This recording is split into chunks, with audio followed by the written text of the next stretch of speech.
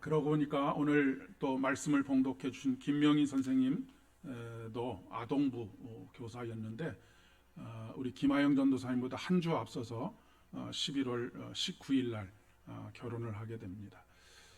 좋은 소문을 조금 널리 알려주셨으면 좋겠는 게 아동부 교사와 전도사를 열심히 하면 좋은 신랑을 만나서 결혼을 하게 된다라고 하는 것 알려주시면 좋겠습니다. 언급을 하지 않고 지나갈 수가 없겠네요. 오후 찬양 예배 설교의 그 서두의 말씀에 할로윈 데이에 대해서 제가 조금 설명도 하고 또 세속의 문화에 대한 이야기들도 하려고 설교를 준비했었는데 간밤에 우리 장로님께서 기도해 주신 대로 한 150명 가까운 그 사망자와 그의 또 비슷한 사상자들이 생기게 된 너무나 어처구니 없고 마음속에 큰 슬픔으로 다가오는 큰 사고가 있었습니다. 이 이야기를 설교 전에 드리는 이유는 혹여라도 우리 마음속에 하나님께 벌받았다 이런 생각들을 가지지 않으셨으면 해서 드리는 말씀입니다. 혹여라도 누군가가 또 설교 시간에 그런 말을 해서 큰 슬픔 가운데 있는 유족들과 또 많은 사람들에게 더 큰 상처를 남기고 아픔을 가하지 않을까라고 하는 염려 때문에 먼저 이 말씀을 드립니다.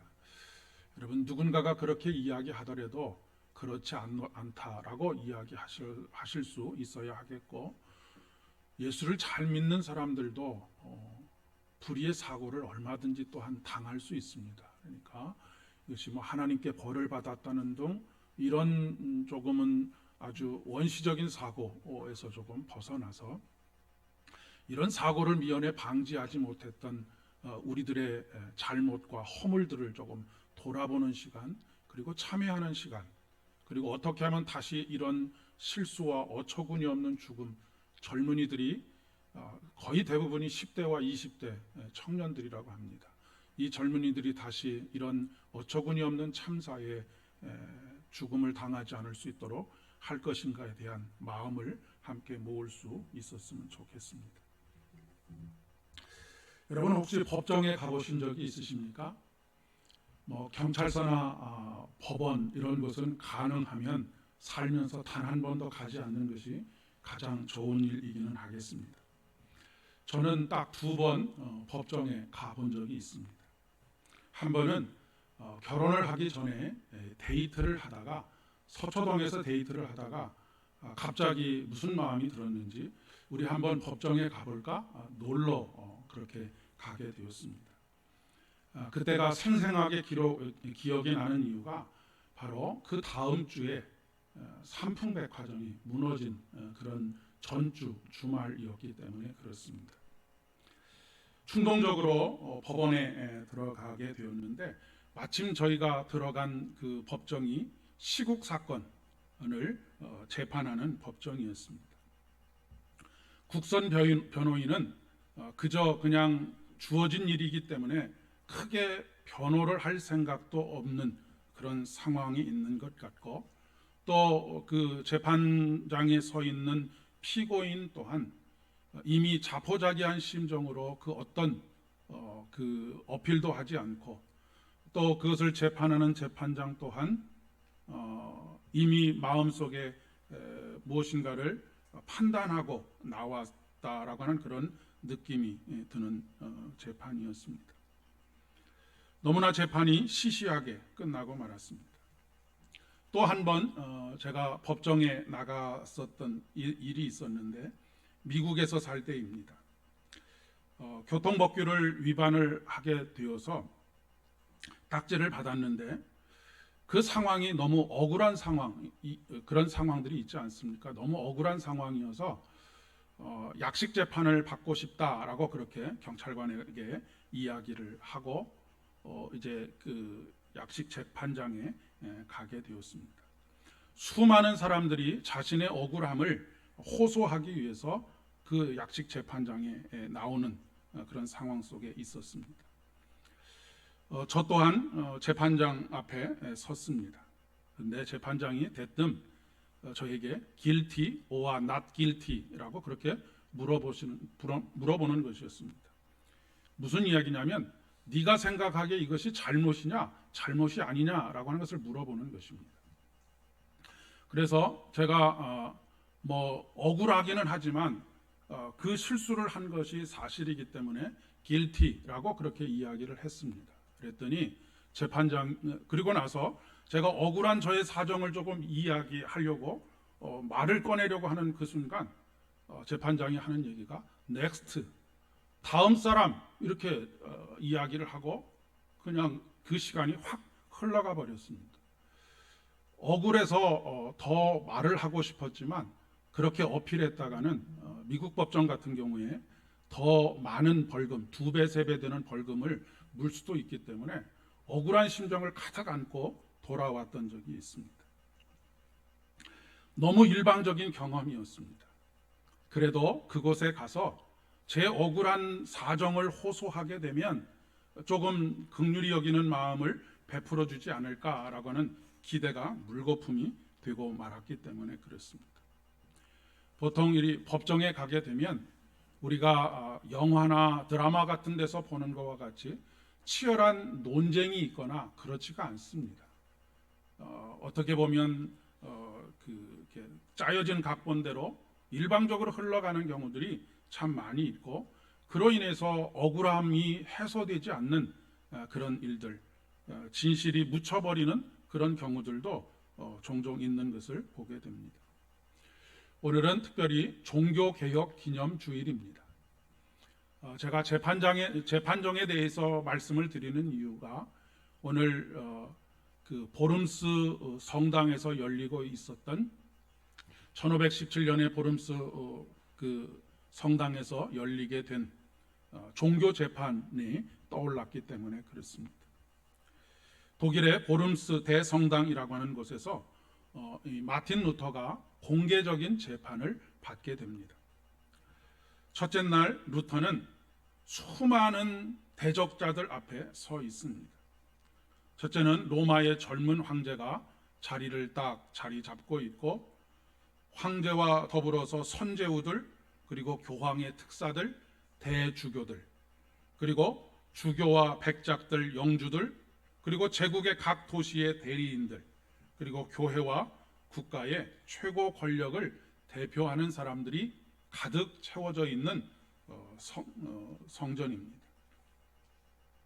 이 대주교의 법률 고문인 요한 폰 에크라고 하는 사람이 황제를 대신해서 루터에게 묻습니다. 그리고 그 책상 위에는 한 25권 정도의 루터가 저작한 저술한 책이 쌓여져 있습니다. 이 에크라고 하는 그 대주교의 대변인이 루터에게 이렇게 묻습니다. 이 책에 있는 내용들을 그대로 견지할 것인지 아니면 취소할 것인지에 대해서 묻고 있습니다. 그 얘기는 이 모든 너의 주장을 취소하면 목숨을 살려주겠다라고 하는 그런 의미일 것입니다. 루터는 자신의 저작임을 인정합니다. 그리고 이 문제는 철회할 것인지 철회하지 말 것인지의 문제는 너무나 중차대한 문제이기 때문에 하루의 시간을 더 주었으면 좋겠다라고 황제에게 간언을 합니다. 호소를 하지요. 자, 그리고 난 다음 날이 밝았습니다. 루터는 그 다음 날 더욱 결연한 모습으로 이 보름스 대성당에 들어갑니다. 그리고 자신의 저작을 철회할 생각이 전혀 없음을 황제 앞에서 선언을 하게 됩니다. 그가 남긴 말 중에 한 구절입니다. 저는 제가 인용한 성경 말씀에 사로잡혀 있습니다. 저의 양심은 하나님의 말씀에 정복당해 있어서 어느 것도 철회할 수 없습니다. 저는 아무것도 철회하고 싶지 않고 또 철회하지도 않을 것입니다. 저는 달리 어떤 도리가 없습니다. 여기 제가 서 있습니다. 하나님, 저를 도와주십시오 라고 그렇게 선언했다고 합니다. 이 말씀이 저의 마음에 큰 감동으로 다가왔는데, 저는 제가 인용한 성경 말씀에 사로잡혀 있습니다. 저의 양심은 하나님의 말씀에 정복당해 있습니다. 그렇기 때문에 아무리 목숨의 위협이 내 앞에 있어도 이것을 철회할 수 없고 철회할 생각도 없습니다. 그러니 하나님, 나를 도와주십시오. 그 이후에 직면한 후폭풍은 결코 만만한 것이 아니었습니다. 이 루터가 재판을 받기 이전에 이미 존 후스라고 하는 종교개혁자가 로마 교황청에 의해서 화형을 당한 일이 있었기 때문입니다. 로마 교황청은 루터 또한 화형에 처하려고 하는 그런 계획과 마음을 가지고 있었습니다. 황제는 루터를 이단자로 정죄하고 파문했습니다. 루터의 모든 저작물은 불로 태우라고 명령했고, 인쇄되거나 판매하거나 하는, 그리고 읽는 일체의 행위가 금지가 되었습니다. 루터를 지지하는 사람들은 불법자로 간주되었고, 루터를 돕는 일 또한 금지되게 되었습니다. 물론 예상하지 못했던 일이 결코 아닐 것입니다. 충분히 그럴 수 있다라고 예상을 하고 있었을 것입니다. 그런데 이 루터가 자신의 주장을 철회할 수 없었던 이유와 또한 과정이 있었습니다. 그 철회할 수 없었던 이유와 과정은 바로 그가 늘 하나님의 말씀을 가지고 읽고 묵상하는 가운데 늘 하나님께 질문했기 때문에 그렇습니다. 성서를 질문하고 말씀과 동떨어진 현실에 저항하고 그러한 깨달음을 함께 공유하는 새로운 공동체를 꿈꾸면서 말씀에 사로잡혀 갔기 때문이라고 이야기할 수 있겠습니다. 우리는 보통 종교개혁이라고 하면 구호를 먼저 생각합니다.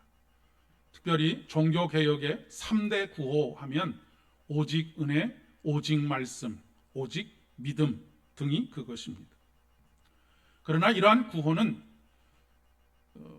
루터가 끊임없이 성경을 질문하고 그 대답을 찾아가는 과정 속에서 나온 열매일 뿐이지 처음부터 그것을 부르짖었던 것은 아니라고 하는 것입니다. 종교개혁은 구호가 아닙니다. 철저하게 하나님의 말씀을 가지고 질문하고 그 질문을 가지고 현실을 바라보는 것입니다. 그렇기 때문에 우리 신앙에서 질문이 사라지면 굉장히 위험한 신앙이 되고 맙니다.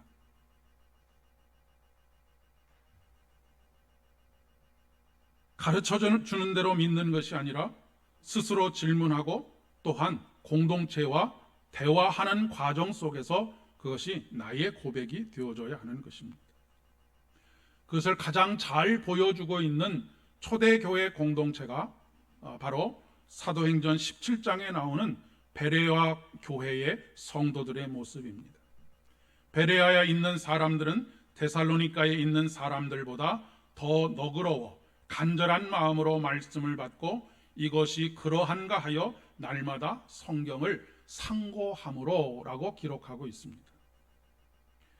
이것이 그러한가 하여 말씀을 가지고 질문하기 시작했다라고 하는 것이고, 그 말씀이 삶에서 얼마나 적용이 가능하고 적용이 가능하지 않은 이유는 무엇인지를 물었다라고 하는 것입니다. 루터 또한 마찬가지입니다.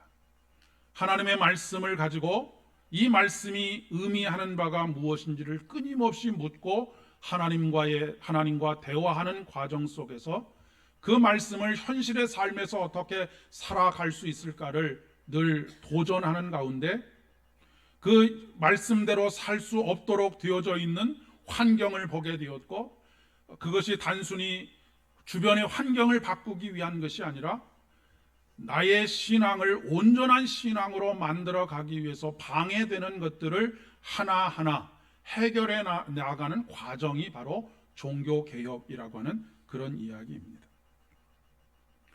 루터가 종교개혁의 깃발을 들게 된 것은 무슨 내가 종교를 개혁해 보겠다라고 하는 큰 꿈을 꿨기 때문이 아닙니다. 위대한 일을 해보겠다라고 하는 생각을 가지고 있었기 때문도 아닙니다. 사실 루터는 수도원에서 수도를 하는 과정에, 또 그가 사제가 되어가는 과정 속에 현실을 보고 크게 낙심해서 요즘 말로 이야기하면 가나안 성도와 같은 그런 사제가 되었습니다. 그러니까 이렇게 썩어빠진 교회, 이렇게 썩어빠진 공동체, 이런 공동체 속에서 내가 할 수 있는 일이 무엇인가? 그저 한 발 뒤로 물러서서 하루하루를 보내는 것으로 그렇게 세월을 흘려보내고 있었던 상황입니다. 그런데 그가 하나님의 말씀을 붙잡고 씨름하는 가운데 그 말씀에 대해서 질문하고 질문의 해답을 찾아가는 과정들 속에서 그것을 정말로 나의 고백으로 하나님의 약속의 말씀으로 받아들여 가는 그런 과정 속에 그가 깨달은 것들을 함께 나눌 수 있는 공동체를 만들어가기 시작했다라고 하는 그런 이야기인 것입니다. 자신의 삶에 대해서 하나님께 질문하고 성경에서 해답을 찾아가는 과정에서 일어난 이 종교개혁을 구호로 접근하게 되면 나의 문제가 아니라 다른 사람의 문제로 바뀌게 됩니다. 그러니 그만큼 간절하지 않게 되는 것이죠. 예를 들어서 우리가 내 자식이 불이익을 당하는 어떤 일이 발생하게 되었으면 내 자식의 일이기 때문에 끝까지 물고 늘어집니다. 해결될 때까지 물고 늘어지지 않겠습니까? 그런데 다른 사람의 자식이 당하는 일이라고 한다면 처음에 조금 관심을 가지다가 금세 거기에 대해서 관심이 멀어지게 되어져 있습니다. 왜요? 내 문제가 아니기 때문입니다. 나의 자식의 문제가 아니기 때문인 것이지. 그러니까 우리가 점점 세속화되어져 가는 교회들 그리고 성도들 이런 삶을 바라보면서 이것이 나의 문제로 내가 직접적으로 겪고 있고 해결해야 하는 문제로서 처음부터 시작되지 않고 다른 사람들의 문제로 바라보게 되면 금방 관심이 시들어져 버리고 종교개혁이라고 하는 것이 1년에 한 번 기념주일로 지키는 그런 날로 전락해버리고 만다라고 하는 그런 이야기입니다. 우리가 가지고 있는 가장 좋지 않은 신앙의 태도가 질문하지 않는 것입니다. 성경 공부를 할 때에 질문 있으십니까? 라고 물어보면 거의 대부분 침묵을 지키는 경우들이 많습니다. 물론 질문하려고 하면 눈치가 보이기도 하고 아니면 빨리 끝났으면 좋겠다라고 하는 생각이 들기 때문이기도 하겠습니다. 질문이 없다는 것은 몇 가지를 전제합니다. 첫째는 모든 것을 다 알고 있어서 질문할 필요가 없을 때 질문을 하지 않습니다. 두 번째는 아는 게 없어서 뭘 질문해야 할지를 몰라서 질문할 수 없을 때가 있습니다. 질문을 하려면 그래도 어느 정도 알고 있어야 질문도 생기기 마련이기 때문에 그렇습니다. 세 번째는 아예 무관심한 것입니다. 그런데 질문을 하지 않으면 나의 문제가 되지 않습니다. 그리고 내가 얻은 해답도 되지 않습니다. 그러면 그것은 내 것이 아닙니다. 내 입으로 고백하지만 나의 고백이 아닌 것이지. 요즘 수요일마다 사도신경을 강해해 나가고 있습니다. 우리의 이 고백이 나의 고백이 되기 위해서는 이 고백이 정말로 내가 고민하고 질문하고 얻은 해답인지, 아니면 그저 강해하는 목사의 설교를 듣고 그것을 받아들이는 것인지를 여러분이 잘 생각해 보셔야 합니다.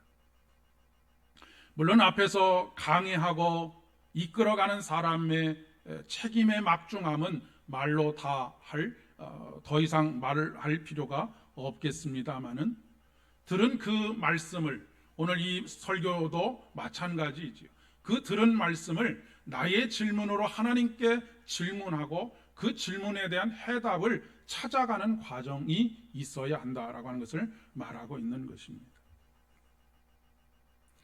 우리는 하나님께 따지고 질문하는 것을 크게 불경한 것으로 여기는 경우들이 참 많이 있습니다. 그러나 여러분, 성경은 질문으로 가득 차 있는 책입니다. 창세기부터 요한계시록까지 성경은 하나님을 향한 질문으로 가득 차 있는 책입니다. 그렇기 때문에 신앙의 성숙을 이룬다라고 하는 것은 끊임없이 하나님께 질문하고 그 하나님으로부터 해답을 얻어가는 과정이라고 이야기할 수 있습니다. 시편의 말씀은 특별히 하나님께 대한 질문으로 가득 차 있습니다. 그리고 하나님께서 그 질문에 대해서 대답할 때 시편의 말미에는 항상 하나님을 향한 찬양과 그분의 영광에 대한 노래로 시편을 마치고 있는 것을 우리가 볼 수 있는 것이 아닙니까? 선지자들에게서 발견되는 모습도 마찬가지입니다. 하박국 선지자뿐만 아니라 이사야 선지자, 예레미야 선지자, 수많은 선지자들이 하나님께 질문하고 그 질문의 과정 속에서 하나님께서 응답하시는 그 응답의 말씀을 듣고 그것을 내 것으로 삼을 뿐만 아니라 다른 사람에게 함께 내가 들은 질문에 대한 해답을 나누는 과정이 바로 선지자의 삶의 과정이라고 하는 것입니다. 우리 하나님은 그런 하나님이십니다. 오늘 이사야의 말씀에 보면 오라 우리가 서로 변론하자라고 말씀하십니다. 변론하자라고 하는 말은 논쟁하자라고 하는 말씀입니다. 하나님은 일방적으로 우리에게 훈시하는 그런 분이 아니십니다. 요즘엔 그런 것들이 많이 사라지기는 했지만 예전에는 국민학교 혹은 초등학교 때 교장 선생님이 한번 나오시면 30분, 40분씩 훈시를 하지 않습니까? 듣든지 아니 듣든지 그냥 자기 하고 싶은 이야기를 계속 일방적으로 하는 그런 것도 회사에서도 마찬가지입니다. 회사에서도 윗상사가 아랫사람들과 대화를 하는 것이 아니라 끊임없이 자기의 일을 말을 쏟아내는 그런 경우들, 그런 것을 가장 싫어하지 않습니까? 오히려 하나님께서는 자신의 고백과 진정성이 담겨져 있지 않은 제물과 월삭과 절기들을 지키는 것이 오히려 내게 무거운 짐이라고 말씀하십니다. 하나님께서는 우리가 우리의 허물과 죄를 스스로 인정하실 때까지 우리가 끊임없이 논쟁합니다. 우리의 질문을 받고 우리 그 질문에 대해서 하나님의 생각을 말씀하십니다. 그리고 그 과정을 통해서 진정으로 이것이 나의 허물이고 잘못이다라고 하는 것을 깨닫게 될 때까지 계속 그 과정을 반복하시는 것이죠. 그리고 이 지난한 과정을 거쳐서 비로소 깨닫게 된 해방감에 대해서 오늘 시편 32편의 2편 1절의 말씀은 이렇게 탄성을 지르고 있습니다. 허물의 사함을 받고 자신의 죄가 가려진 자는 복이 있도다. 우리 신앙이 성장하지 않는 이유는 질문하지 않기 때문입니다. 우리가 수십 년 동안 신앙생활을 했는데 똑같은 문제 앞에서 답답함을 느끼고 막막함을 느끼는 이유 또한 여기에 있는 것입니다. 그저 이것이 나의 문제로 나의 고백으로가 아니라 그 순간이 넘어가는 어떤 위로의 말씀, 격려의 말씀으로만 끝나게 되면 똑같은 어려움을 당했을 때 똑같은 질문을 계속해서 반복할 수밖에 없게 되는 것이죠. 하나님은 세상의 권력처럼 강요하거나 찍어내리지 않습니다. 호소의 귀를 기울이지 않는 세상의 법정과는 전혀 다른 법정이 오늘 이사야의 말씀을 통해서 우리에게 펼쳐지고 있습니다. 유교적인 환경에서처럼 어른이 말씀하시는데 라고 그렇게 하나님께서는 우리를 대하지 않으십니다. 기독교 신앙을 말씀의 종교라고 하는 이유가 바로 여기 있습니다. 말씀의 종교라고 하는 것은 대화의 종교라고 하는 것입니다. 하나님께서는 시도 때도 없이 우리에게 대화하자고 말씀하십니다. 쉬지 말고 기도해라 라고 하는 말씀이 쉬지 말고 끊임없이 너와 내가 함께 대화하자라고 하는 그런 말씀입니다. 기도는 우리의 요구를 일방적으로 말하는 것이 아닙니다. 그리고 기도는 하나님의 말씀을 일방적으로 듣기만 하는 것 또한 아닙니다. 때로는 격렬하게 논쟁하기도 하고 때로는 깊은 교감을 느끼기도 하는 것이 바로 기도입니다. 그렇기 때문에 우리의 기도는 질문하는 기도여야 한다라고 하는 것입니다. 일방적으로 요구하는 기도가 아니라 끊임없이 하나님께 질문하는 기도여야 합니다. 그래서 우리는 기도를 대화라고 이야기하는 것입니다. 일방적으로 말하고 일방적으로 듣는 것은 대화가 아닙니다. 그런데 하나님께서 어떤 계획과 뜻을 가지고 계신지도 모르면서 묻지도 않고 일방적으로 우리 자신의 요구만 한다면 어떻게 되겠습니까? 오늘 누가복음 19장의 말씀에 유명한 삭개오의 이야기가 나옵니다. 예수님께서는 뽕나무 위에 올라가 있는 삭개오에게 삭개오야 내가 오늘 내 집에 유하여야 하겠다라고 말씀하십니다. 삭개오는 급히 내려와서 기쁨으로 영접했다라고 그렇게 기록하고 있습니다. 여러분, 삭개오에게 예수님께서 오늘 내가 내 집에 유하여야 하겠다라고 말씀하시는 이유가 무엇이겠습니까? 잘 곳이 없어서일까요? 아니면 한 끼라도 밥을 해결해야 했기에 그랬을까요? 그렇지 않습니다. 8절로 이어지는 말씀에서는 별다른 설명 없이 곧장 삭개오가 소유의 절반을 가난한 사람들에게 나누어 주고 누구의 것을 속여 빼앗은 일이 있으면 내 갑절이나 갚겠다라고 말하는 이 과정 속에는 그 이전에 수많은 대화들이 오고 갔을 것이다 라고 하는 것을 충분히 상상해 볼 수 있습니다. 하나님의 말씀이 무엇이고 율법의 요구가 무엇이고 그 율법의 요구 속에서 우리의 삶이 어떻게 잘못되었는지, 삭개오의 삶이 어떻게 잘못되었는지, 하나님을 온전히 따르고 믿는 것이 무엇인지를 대화하지 않았겠습니까? 그리고 그 결론으로 오늘 이 집에 하나님의 구원이 임하였다라고 말씀하고 계시는 것입니다. 단순히 토색한 것을 돌려주고 내 갑절이나 갚겠다라고 하는 이 행위 때문에 그 집에 구원이 임했다라고 말씀하고 계시는 것이 아니고 끊임없는 대화 속에서 마침내 하나님의 말씀에 무릎을 꿇고 그것이 나의 고백이 된, 단순히 율법의 요구이기 때문이가 아니고 하나님께서 원하시고 기뻐하시는 것이 무엇인지를 온전히 깨닫게 됨으로 말미암아서 비로소 나타나게 된 행동이고 말이고 결단이라고 하는 그런 이야기입니다. 그동안 죄로 여기지 않았던 것들, 동족들에게 손가락질을 받는 일이지만 자기 스스로를 합리화하면서 그 삶을 계속 이어왔던 것을 더 이상 계속해서는 안 되겠다라고 하는 것, 이제는 중단하고 돌아서야 하겠다라고 하는 결단이 자신의 고백으로, 예수님의 요구로서가 아니라 자신의 결단으로 그렇게 고백되어졌기 때문입니다. 그런 차원에서 우리 사회가 참 많은 걱정, 우리 사회에 참 많은 걱정과 염려가 앞섭니다. 우리 사회뿐만 아니라 세계적인 흐름 자체가 그렇습니다. 쌍방적인 대화에 의해서 나라가 운영되거나 아니면 경제가 운영되는 것이 아니고 일방적인 모습들이 세계 각국에서 점점 강해지고 있기 때문에 그렇습니다. 힘의 논리만 있습니다. 나는 말할 터이니 너희는 들어라 라고 하는 이런 논리들만이 있을 뿐입니다. 마틴 루터의 종교개혁은 종교개혁의 출발은 질문하는 것으로부터 시작이 되었습니다. 종교개혁뿐만 아니라 사회개혁도 정치개혁도 마찬가지입니다. 질문 없이 무조건 믿는 신앙이 좋은 신앙은 아닙니다. 그런 신앙은 모래 위에 쌓아 올리는 것과 같습니다. 우리는 보통 도마를 의심 많은 제자라고 말하지만 도마는 질문하는 사람이었습니다.